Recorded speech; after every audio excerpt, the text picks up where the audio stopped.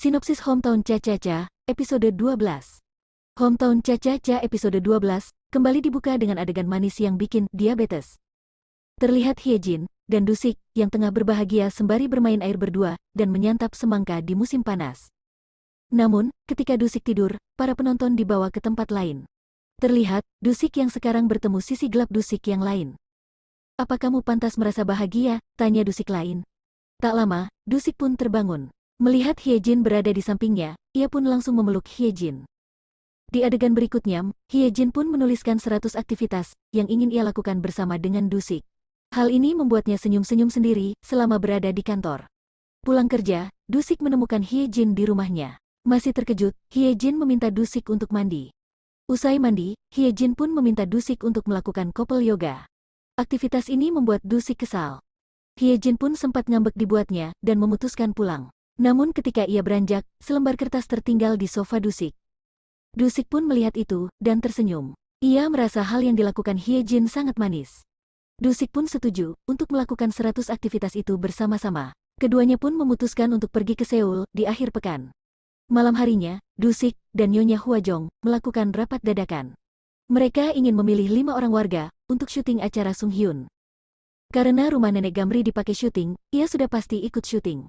Jadi, akan ada 4 orang lain yang akan dipilih untuk undian.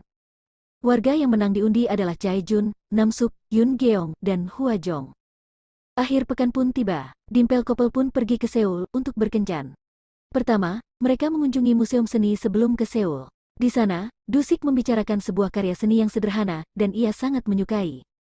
Lucunya, ketika Hyejin bertanya, ia mengerti seni karena berkencan dengan seseorang yang belajar seni, Dusik terlihat panik dan selalu mengganti topik. Kemudian keduanya pun memutuskan untuk belanja. Hyejin sangat bersemangat untuk mendandani Dusik. Usai mencoba banyak pakaian, Hyejin pun memilih yang terbaik dan memberikannya sebagai kado ulang tahun. Selanjutnya, Hyejin pun mampir ke toko berlian. Ia ingin membeli kalung yang sudah lama diincarnya.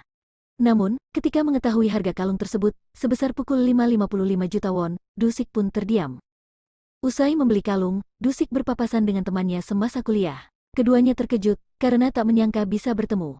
Seniornya itu pun memberikan kartu nama, dan Dusik terlihat canggung. Usai bertemu, Dusik menjadi lebih pendiam dan merenung. Di hari selanjutnya, Dusik terlihat lebih dingin. Ia tak memberikan perhatian, seperti biasanya. Hyejin pun tampak gusar dengan perubahan drastik Dusik. Dusik bahkan menolak ajakan makan malam dari Hyejin. Malamnya, Hyejin pun langsung mendatangi rumah Dusik dan menunggunya pulang. Melihat Hyejin di rumahnya, Dusik pun terkejut. Meski demikian, Dusik mengajak Hyejin untuk jalan-jalan malam. Hyejin tak menyangka, Dusik membawanya ke sebuah tenda tepi pantai yang romantis. Melihat tenda yang sudah ditata cantik, Hyejin pun merasa lega. Hyejin mengatakan Dusik menjadi rendah diri, karena melihat Hyejin yang membeli kalung mahal. Mengetahui hal itu, Dusik pun mengaku tak terganggu dengan barang mahal yang dibeli Hyejin. Dusik pun memberikan hadiah kotak perhiasan untuk Hyejin. Namun sayang, kalung yang sudah dibeli Hyejin ternyata sudah dijualnya kembali. Namun, Hyejin berjanji akan menyimpan koleksi perhiasan miliknya di kotak tersebut. Sementara itu di sisi lain, kita sudah mengetahui jawaban 1 dari 3 misteri Gongjin. Ya, salah satu misterinya adalah alasan Yongguk dan Hwajong bercerai. Yongguk sudah mengetahui penyebab Hwajong menceraikan dirinya. Hal itu dikarenakan Hwajong yang tak sengaja mencuri dengan mendengar pembicaraan mantan suaminya saat mabuk dengan pemilik kedai kopi.